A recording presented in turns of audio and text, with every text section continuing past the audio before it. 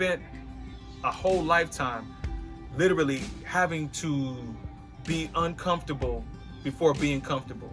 The harsh part in my world and my reality has been that, I've had to be exceptional where I might be the only black guy in a room and having to adapt and adjust. And a lot of times the white folks who are in my space don't realize that. They don't understand that, that I've been pulled over for fitting the description. I've been detained and handcuffed multiple times for that reason without any criminal offense, but just because of that. And so now I live with the burden of suspicion in that aspect. But now when I'm amongst others and I'm in that environment, I'm still dealing with that sometimes, because now I have to prove myself in that setting just as well. And it's a discomfort I've had to live with and deal with for a very long time.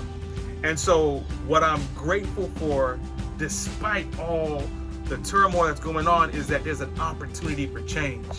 And what that means is we have to not just talk about, what's going on and how bad it is, but now change has to happen.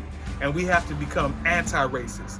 And that's something that I'm passionate about, meaning that we're going from dealing with our fears and addressing it, learning about what really exists systemically in all different platforms within our nation, and then deciding to grow. It's having to get comfortable with the idea of being uncomfortable. That's the only way this thing is going to work out. Because for me, I've had to live with it. And I hope that folks open up their hearts and their mind to that kind of change. God created all of us different. Imagine as an artist, are you going to put a blank canvas on your wall? No, of course you will need different color on it. You will need different color, different type of paint, and then create something beautiful. It's when you're going to put that on your wall. You're not going to paint a blank canvas. Imagine God said, okay, I'm going to create the universe pink. The whole thing is pink. You pink, I'm pink. Everything is pink. There's no other colors. It will be bored. It's why God created everything different color. The trees are green, and the bottom of the tree are different. The sky is blue. Everything is different. It's why God created us as humans. He created us different.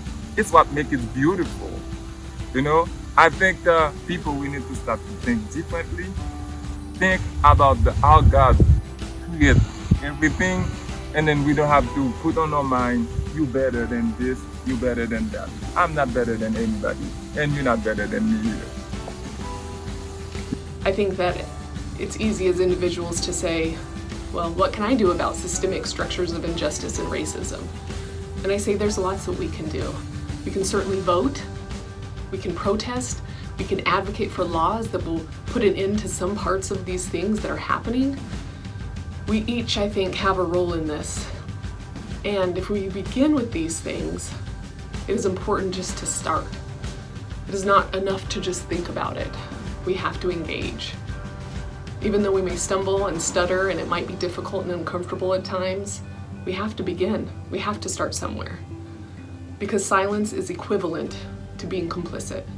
And in the words of the Reverend Martin Luther King Jr., never succumb to the temptation of becoming bitter. As you press on for justice, be sure to move with dignity and discipline, using only the weapon of love.